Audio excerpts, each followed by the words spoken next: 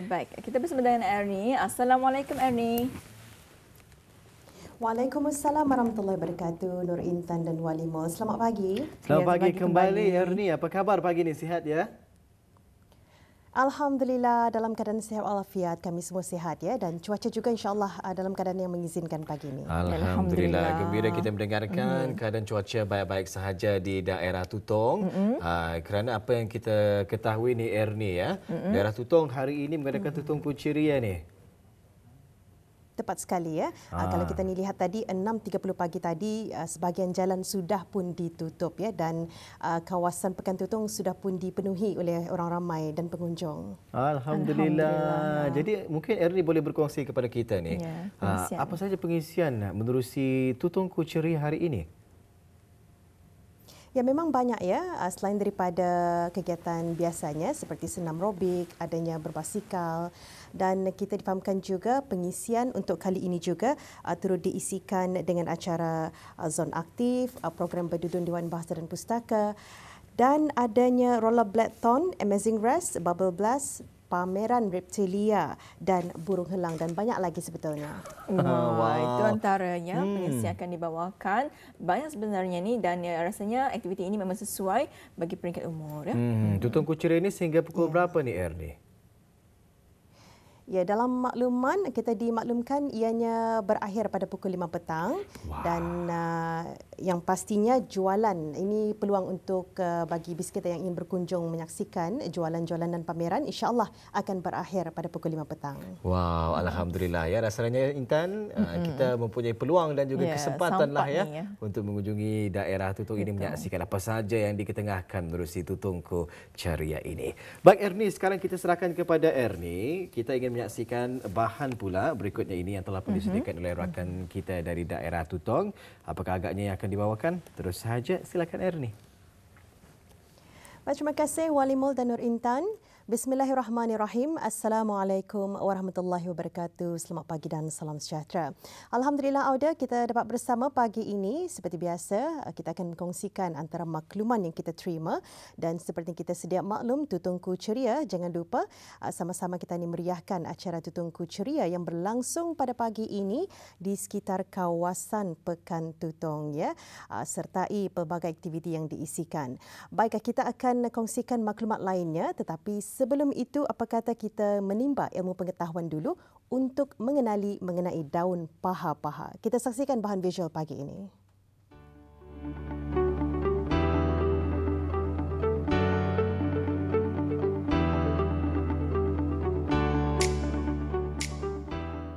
Tumbuhan liar ialah tumbuhan yang tumbuh majoritinya di kawasan hutan, tetapi ada juga sesetengahnya tumbuh di kawasan halaman rumah.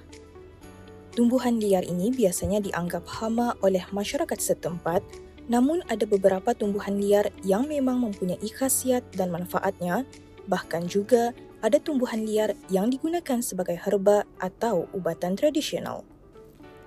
Bahagian tumbuhan liar yang sering digunakan ialah bahagian daun, kerana ia adalah salah satu organ pada tumbuhan yang berperanan penting dan merupakan vegetatif tumbuhan yang berfungsi sebagai tempat terjadinya proses fotosintesis. Majoritinya, daun memiliki warna hijau kerana ia mengandungi klorofil untuk menghasilkan energi matahari dan pada umumnya berbentuk pipih dan lebar. Bentuk daun yang demikian lebih efisien untuk menangkap cahaya yang diperlukan bagi proses fotosintesis. Dengan memiliki ketinggian 7 hingga 10 kaki, tanaman daun paha-paha adalah salah satu antara tumbuhan liar yang selalunya digunakan dalam hidangan masakan. Baik Auda, seperti yang kita ketahui, sememangnya banyak pelbagai jenis daun yang telah pun kita ni gunakanlah untuk dijadikan sebagai hidangan masakan sayur khususnya. Dan kali ini kita akan membuat pendekatan bersama Syahruni sendiri, iaitu mengenai dengan satu jenis daun yang dikenali sebagai daun paha-paha. Jadi daun paha-paha ini digunakan juga sebagai salah satu hidangan masakan sayur yang sememangnya terkenal di negara Brunei Darussalam. Jadi baik Syahruni, jadi boleh kita ni kongsikanlah mengenai dengan daun paha-paha ni. Apa sebenarnya daun paha-paha ni? Apa-apa ini kayak untuk campuran masakan untuk menggantikan Ajinomoto.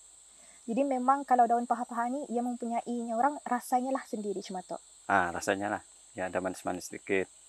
Jadi kalau daun paha-paha ni orang ia mempunyai orang perisa manis satu untuk dijadikan sebagai hidangan masakan. Jadi selalunya kalau daun paha-paha ni selalu dicampur dengan sayur apa tu?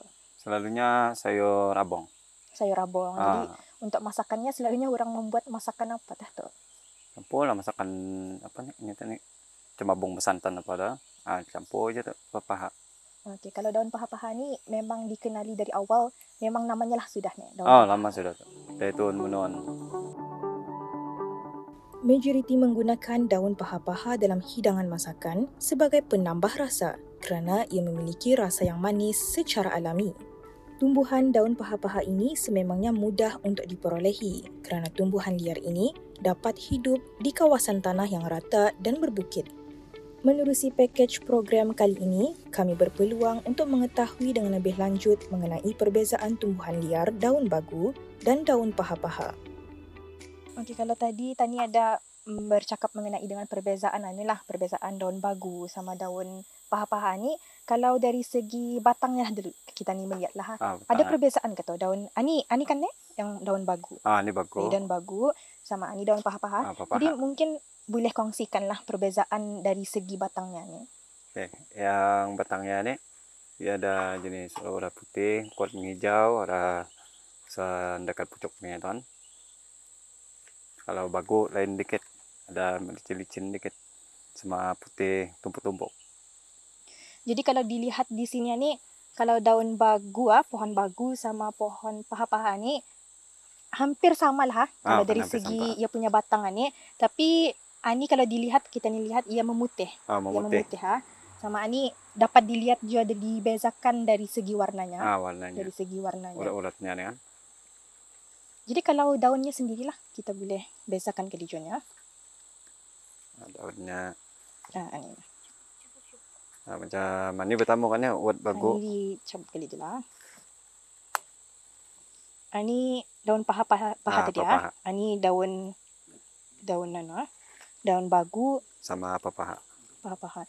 Jadi ini daun bagu, daun paha-paha. Kalau dilihat dari segi warna kali je ya. Warna juga sama coraknya kan, uratnya ni.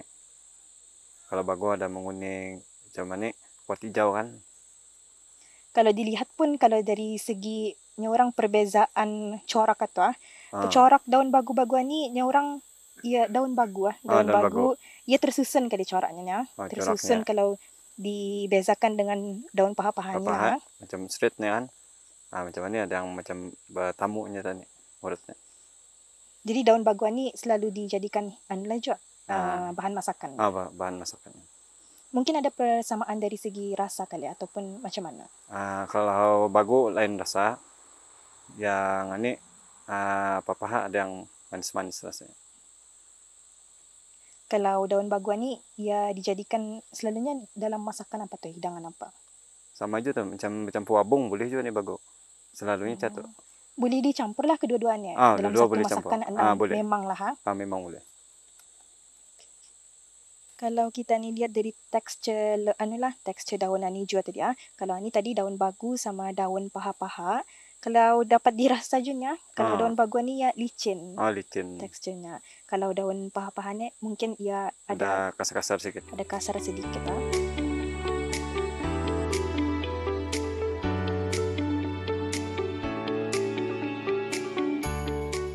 Baik Auda penonton. Jadi tadi kalau kita ni di kebun tadi kita ni sudah pun diberitahulah oleh Syahruni sendiri mengenai dengan daun paha-pahanya. Jadi kalau kita ketahui tadi kita dengarkan tadi pembualan sekejap tadi kita sudah dibagi tahu daun paha-paha ni dijadikan antara salah satu bahan masakan. Itu digantilah sebagai Ajinomoto. Okey, jadi untuk kalian ni kita ni akan berkongsilah pengetahuan mengenai dengan satu hidangan masakan yang disediakan oleh Katimah sendirilah. Jadi baik Katimah, hari ini kita ni akan menyediakan hidangan masakan apa ni? Masakan umbut juga, umbut kelapa sawit. Kita ni nanti akan campur dengan daun paha-paha. Okey, jadi untuk hidangan untuk harian ni penonton, kita ni akan menggunakan kelapa sawit dan juga daun paha-paha. Okey, sebab selalunya kalau aku masak paha-paha ni, aku selalu menggunakan pucuk ubi, aku selalu menggunakan kebalik. Tapi kebanyakannya yang batang-batang ni aku menggunakan rabung. Pasal rabung masa ni banyak, so aku menggunakan rabung lah. Tapi kali ni aku menggunakan umbut kelapa sawit untuk dicampur dengan daun paha-paha. Jadi karangan ni memang dicampur lah. Memang dicampur. Kita ni masak lah dulu. Antara bahan-bahan yang kita ni pakai memang minyak lah salah satunya. Pasal kita ni mau tumiskan barang tu.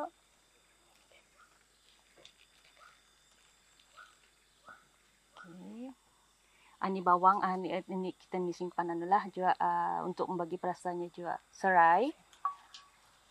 Ini bawang kita digunakan 3 biji sama 1 biji bawang merah. Tapi yang ini yang sudah aku kisah sedia, so kita ni pakai ini sajalah. Yang sudah bertumbuk.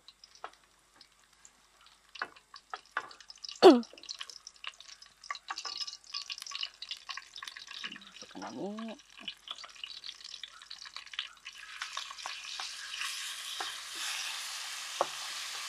Kita ni tunggu sampailah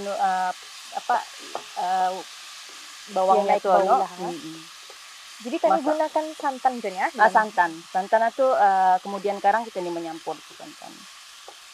Kalau aku mau yang santannya tu yang ia pecah minyaknya. Kita mau ya ndak pecah minyak lah.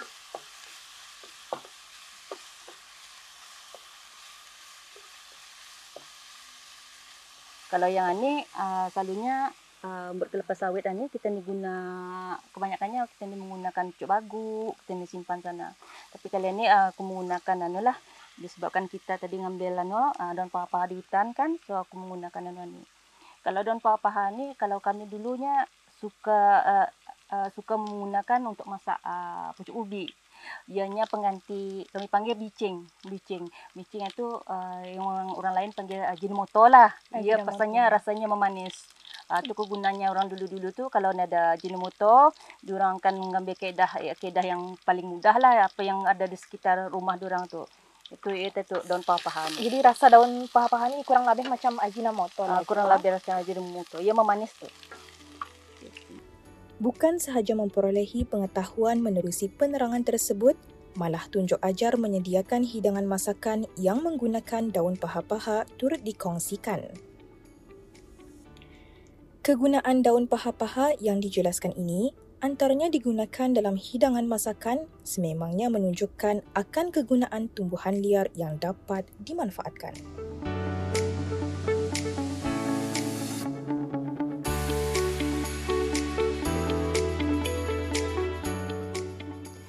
Itulah Auda pengisian bahan visual yang kami kongsikan pagi ini mengenai dengan daun paha-paha ya. Daun paha-paha ini seakan daun bagu, fungsinya lebih kurang sama tetapi terdapat perbezaan daripada bentuk ya dan juga usulnya. Dan seperti kita dengarkan tadi, daun paha-paha ini juga adalah sebagai cara ataupun kegunaan mereka orang lagi dahulu sebagai penambah rasa ya dan ianya sesuai untuk dicampur sama ada menggunakan gulaian labu, rabung ataupun umbut ya. Jadi semoga ianya menjadi satu pengetahuan kepada kita ni mengenai dengan daun paha-paha. Baik, kita tinggalkan bahan tersebut.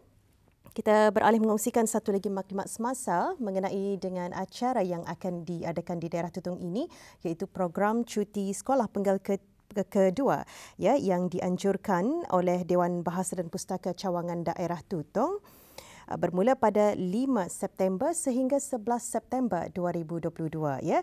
5 dan 6 September akan diadakan tunjuk cara melukis kartun dan komik.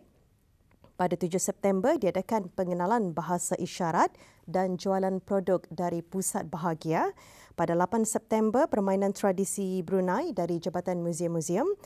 Manakala 10 September Treasure Hunt, 11 September pula diadakan peraduan mewarna dan kahut dan sepanjang acara ini diadakan juga pada 5 hingga 11 September akan diadakan secara berterusan jualan usahawan belia ya bermula pada pukul 9 pagi sehingga 4 petang. di Perpustakaan Dewan Bahasa dan Pustaka Daerah Tutong. Jadi ini juga mengalulukan kepada orang ramai untuk sama-sama menyertai dan meramai-ramaikan aktiviti yang diadakan. Baik, kita akan kembali semula bersama rakan saya Nur Intan dan Walimo untuk meneruskan lagi rancangan-rancangan yang diisikan dalam Rampai Pagi untuk hari ini. Silakan.